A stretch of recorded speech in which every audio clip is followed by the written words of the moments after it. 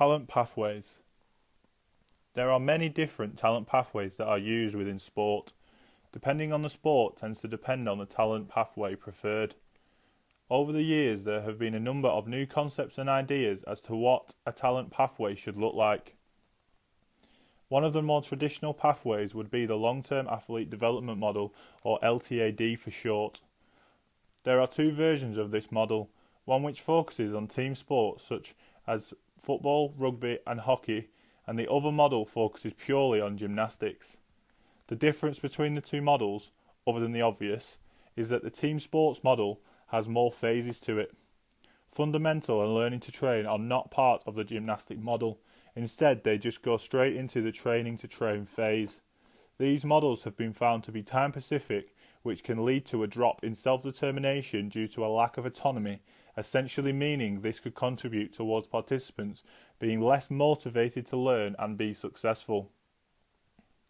It should also be noted that moving from one stage to another is based on the athlete's development and not just chronological age.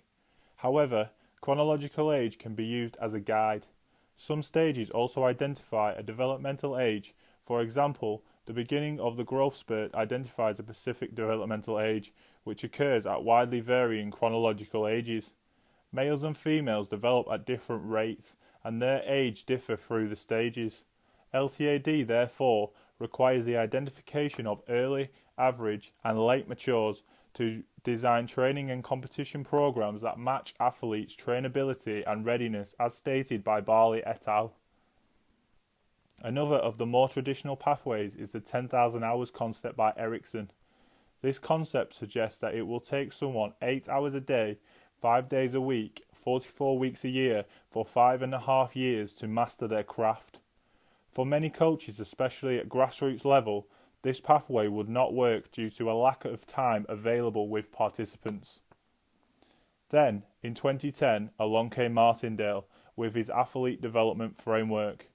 This framework aims to maximise the potential of all players regardless of ability, gender, race or disability. In short, this framework is looking much more at the biological, physiological and social needs of participants rather than treating them all the same and expecting similar results. There are similar factors that can be found in other models, such as Karen's model of cohesion, which states 4 major factors: environmental factors, personal factors, team factors, leadership factors. In 1982, Karen refined the definition of cohesion, proposing a dynamic process which is reflected in the tendency for a group to stick together and remain united in the pursuit of its goals and objectives. Martindale's framework also offers participants coherent messages and support throughout by having a consistent philosophy and the utilisation of role models. Online newspaper Dawn.com states, "Having role models in our life is very important, and having good role models is more important, as they influence what we do and how we turn out eventually. Positive role models influence our actions and motivate us to strive to uncover our true potentials and overcome our weaknesses." Whilst there are 3 different aspects of talent pathways, recruitment, development and performance, many pathways have split these over more phases. For example, Ericcson et al. 2016 built a performance pathway which is used by Manchester United.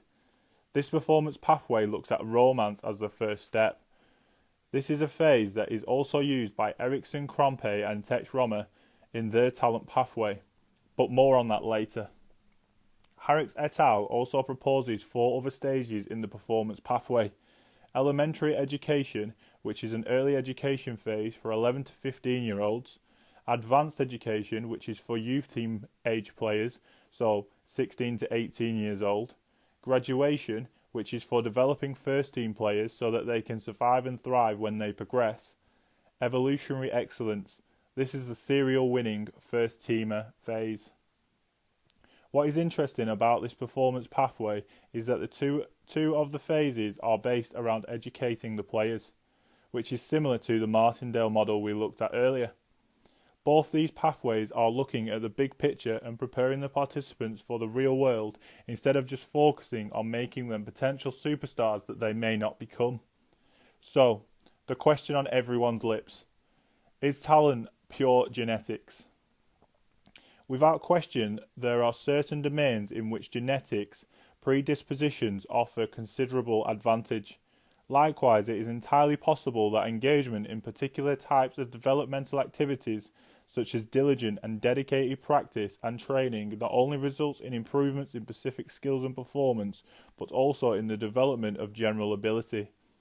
For instance, practice effects have been observed on IQ tests, though these are not correlated with future performances. Engagement in these types of activities were originally studied in domains such as music and sport. More recently, this notion has been shown to be applicable to many skill and talent development domains, including weather forecasting, piloting, and military command. One of the first systematic attempts to examine the developmental activities in which talent athletes engaged en route to expertise was conducted by Bloom, 1985. His research highlighted that such individuals initially engaged through domains such as playful activity. This takes us back to the Ericcson, Krampe and Tesch-Romer model I mentioned earlier. This model focuses on three main phases: romance phase, precision phase, integration phase. The idea of making participants fall in love with the sport and/or club before moving them into a phase that is based on mastery of the sport, before finally looking at moving the participants that have shown the necessary development into the integration phase, where they would look to join the team, if team sports or professional competition. Whilst there are many different talent pathways, depending on the sport that a participant aims to master depends on the pathway they may follow. As we have briefly discussed throughout this video, not every pathway will work for every sport, or even every performance level of that sport.